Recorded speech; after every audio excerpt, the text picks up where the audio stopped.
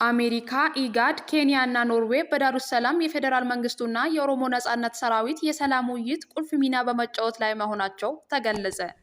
የኦሮሞ ነጻነት ሰራዊት የደቡብ እዝ መሪ ገመቹ ረጋሳ በታንዛኒያ በመካሄድ ላይ ባለው የፌዴራሉ መንግስትና የኦሮሞ ነጻነት ሰራዊት ዳሩሰላም እንደሚገኙ ተገለጸ።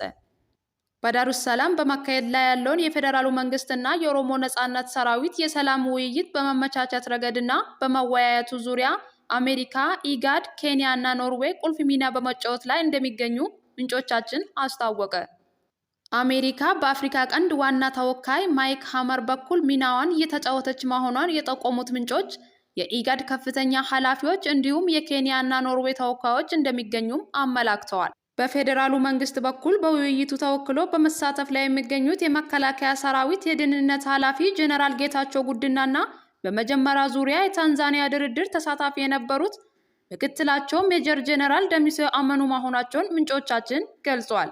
የኦሮሞ ነጻነት ሰራዊትን በመወከል በውይይቱ በመሳተፍ ላይ የሚገኙት ደግሞ 8 ሰዎች ሲሆኑ 4ቱ ከሰራዊቱ የምዕራብና ማዕከላዊ ኮማንድ በጃልመሮ እየተመሩ 2ቱ ከደቡብ የሰራዊቱ ኮማንድ በገመቹ ረጋሳ እየተመሩና በመጀመሪያ ዙር ሰራዊቱን በመወከል ከተሳተፉት ውስጥ የጀርሶ ኡርጌሳና ጅሬኛ ጉደታ መሆናቸውን አስታውቀዋል። የፌዴራል መንግስቱና የኦሮሞ ነጻነት ሰራዊት ተወካዮቹ ውይይቱን እያካሄዱ የሚገኙት በዳሩሰላም በሚገኘው ሀያት ሬጀንሲ ሆቴል መሆኑን የዲፕሎማቲክ ምንጮቻችን ገልጸዋል። ባሳለፍናቸው 3 ሳምንታት የፌዴራል መንግስትና የኦሮሚያ ክልል መንግስት ከፍተኛ ኃላፊዎች እንዲሁም 2 የኦሮሞ ነጻነት ሰራዊት አመራሮች ተሳታፊ የሆኑበት ውጤታማ የተባለው የፖለቲካ ውይይት ተካሂዷል።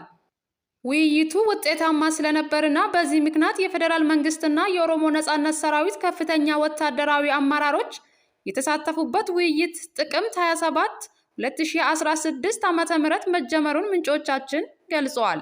ከሳምንታት በፊት በተካሄደው በቀደመው የፖለቲካ ውይይት ተካፋይ የነበሩት ከፍተኛ አመራሮች ድርድሩ በስኬት ከተከናወነ ለፊርማ ስነ ስርዓት ተካፋይ እንደሚሆኑ ስማቸው እንዲገለጽ ያልፈለጉ የዲፕሎማቲክ ምንጮቻችን ጠቁመዋል።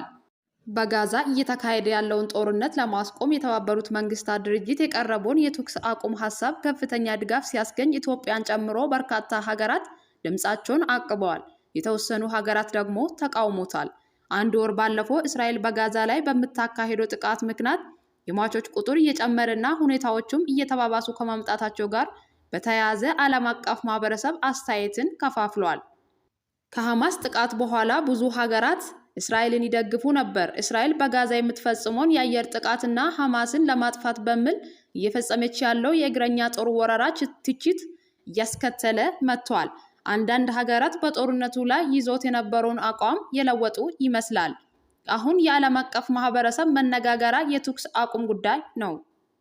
እንደ አውሮፓ አቆጣጠር ጥቅምት 27 የተባበሩት መንግስታት ጠቅላላ ጉባኤ በእስራኤልና ሐማስ መካከል አፋጣኝና ዘላቂነት ያለውን ሰብአዊ ተኩስ አቁም እንዲደረግ ውሳኔ አሳልፈዋል። በዮርዳኖስ የቀረበውና አስገዳጅ ያልሆነው የውሳኔ ሐሳብ 120 ደጋፊዎች፣ 14 ተቃዋሚዎች ነበሩት።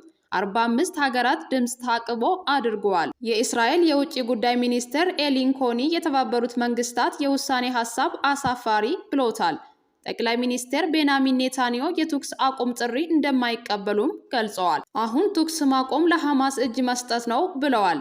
ይህንን ተከትሎ ሀገራቱ እስራኤልን እየተቹ ከእስራኤል ጋር ያላቸውን ዲፕሎማሲያዊ ግንኙነት እያቋረጡ ወደ እስራኤል የላኳቸውንም አምባሳደሮችንም እየጠሩ ይገኛሉ።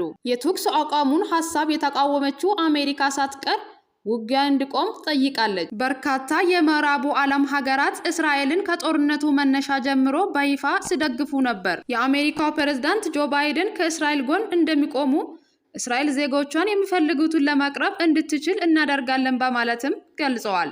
ሆኖም ግን ከሰሞኑ የተኩስ አቁም እንዲደረግ ጥሪ አቅርበዋል።